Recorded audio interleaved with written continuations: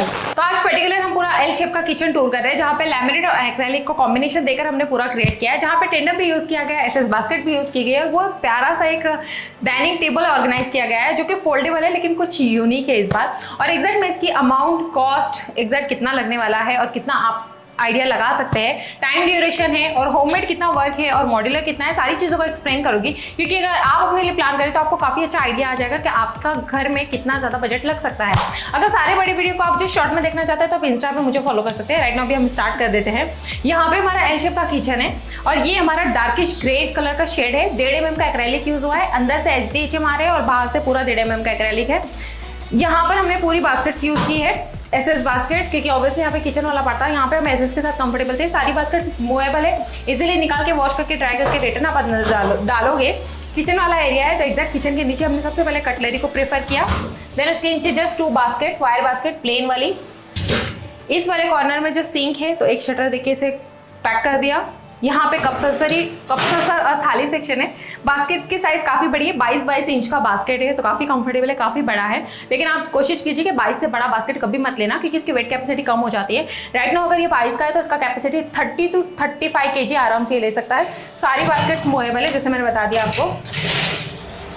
नीचे थाली सेक्शन, अब ये बास्केट काफ़ी बड़ी है तो यहाँ पे 50 थाली आराम से बैठेगी और दोनों साइड से आप तवे वगैरह, ट्रे जो भी आपको प्रॉपर तरीके से ऑर्गेनाइज करना है आप कर सकते हैं। देन उसके बाद हमारा सिंक वाला एरिया है तो सिंक का एरिया लगभग 29 इंच का था तो हम पूरा एक सिंगल शटर दे सकते थे, लेकिन एक लंबा सा शटर ज़्यादा वेट नहीं ले पाता है तो मेंटेनेंस काफ़ी जल्दी आता है तो हमने इसे 2 पार्ट में डिवाइड कर दिया। देन ये वाला जो पार्ट है यहाँ पे हमने पूरा परफोरेटेड बास्केट लिया। मैं बता देती हूँ, इस वाले बास्केट को कहते हैं परफोरेटेड बास्केट। अगर आपको वायर नहीं चाहिए तो आप इस तरह का बास्केट ले सकते हैं। तो इसमें आपको मैट की जरूरत नहीं पड़ती। छोटा छोटा बड़ा बड़ा जितना भी स्मॉल आइटम रखोगे नीचे की तरफ पास नहीं होता है। चाहे आप इसमें स्पून रखिए, छोटी छोटी क्रॉकरी रखिए, आराम से आप इसमें ऑर्गेनाइज कर सकते हैं। यहाँ पे हमने सॉफ्ट क्लोज दिया है, हैटिज का सॉफ्ट क्लोज। सेम यहाँ पे पूरी 5 बास्केट हमने वैसे ही दी है, यहाँ पर भी आप देख सकते हैं। तो ये कस्टमाइज है, अगर आपको कुछ जगह पे वायर करना है और कुछ जगह पे परफोरेटेड बास्केट करनी है आप आराम से कर सकते हैं।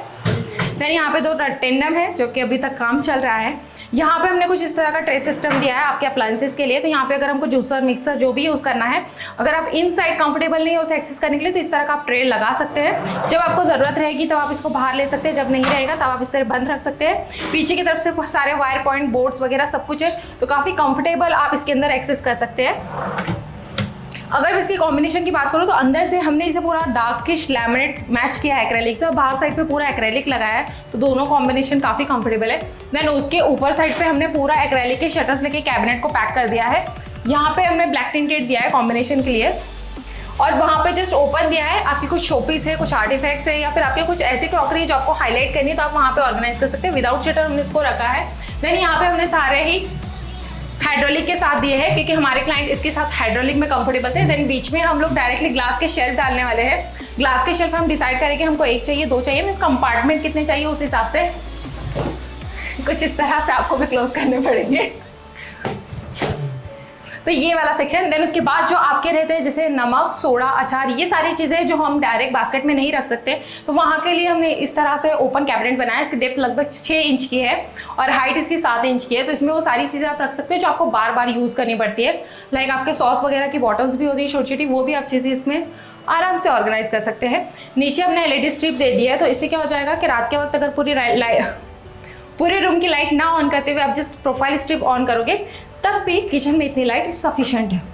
देन ऊपर की तरफ हमने लॉफ्ट नहीं बना हुआ था, पूरा बॉक्स के साथ लॉफ्ट क्रिएट किया गया है। इसकी हाइट लगभग 17 से 16 इंच की हाइट है। इस साइड पर भी सेम कंटिन्यू किया है, जहाँ पर डोर स्टॉप हो गया है वहीं पर लॉफ्ट को पूरा क्लोज कर दिया गया है। तो लगभग काफ़ी बड़े बड़े लॉफ्ट है। मैं वहाँ का बता दूँ लगभग 120 इंच का वो पूरा लॉफ्ट का लेंथ है और इसका लगभग 110 का है। देन इसके बाद ये है हमारा सबसे फेवरेट वाला पार्ट। ये पूरा फोल्डिंग डाइनिंग टेबल है, जब जरूरत रहेगी तब हम इसे एक्सेस करेंगे। बाकी इसमें बहुत सारा स्टोरेज का आइडिया दिया है। इसके अंदर पूरा बॉक्स क्रिएट किया गया है, जस्ट इस तरह के सारे ओपन बॉक्सेस रखे। इसके अंदर कुछ शेल्फ्स है तो आप इसके अंदर जस्ट कुछ आर्टिफैक्ट्स रखने हैं, कुछ आर्टिफिशियल पॉट्स रखने हैं तो उस हिसाब से आप इसको डेकोर कर सकते हैं। देन उसके बाद ये नीचे जस्ट डोर लगा के स्टोरेज दे दिया है तो इसमें आप अपनी चीज़ों को हिडन करके भी रखना चाहो तो रख सकते हैं। इसका डेप्थ लगभग 7 इंच का है और यहाँ पे एक छोटा सा प्यारा सा डोर दे दिया है। इसका डेप्थ लगभग 8 इंच का है। सबके डेप्थ के हिसाब से थोड़ा बहुत कस्टमाइज किया गया है। सेम यहाँ पर भी एक डोर दे दिया गया है। अब बात अगर इसकी करेंगे तो ये हमारा थोड़ा सिटिंग स्टूल है। नीचे हमने इस तरह से ब्रैकेट दिए गए हैं।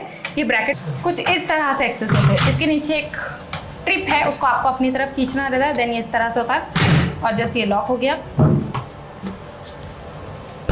तो ये हमारा सिटिंग वाला टेबल। तो ये एक सिटिंग एरिया ओपन कर दिया। देन उसके बाद ये वाला आता है एग्जैक्ट डाइनिंग का टॉप। तो ये हमने टॉप जो है ऊपर का सिर्फ 18 mm लिया है। इस तरह से आराम आप ओपन यूज़ कर सकते हैं। टॉप की साइज़ बताओ तो लगभग ऐसा ही 4 फीट का है और चौड़ाई में 2.5 फीट है। फिर भी हमने ऊपर का टॉप सिर्फ 18 mm में दिया है। अगर इसको आप 36 या 25 mm ले लोगे बहुत ज़्यादा वेटेड हो जाएगा। घर की कोई भी लेडीज़ प्रॉपरली इसको एक्सेस नहीं कर पाएगी, हो सकता है पैर पे भी गिरे। तो कोशिश करना कि आप ऊपर का टॉप 18 लीजिए क्योंकि इतना सफिशिएंट है हमारे एक्सेस करने के लिए। देन पीछे की डेप्थ हमें 7 इंच मिली है। सारे शेल्फ मूवेबल है, अगर हमें कुछ बड़ा भी इसके अंदर स्टोर करना आराम से कर सकते हैं। देन उसके बाद ये वाला पार्ट,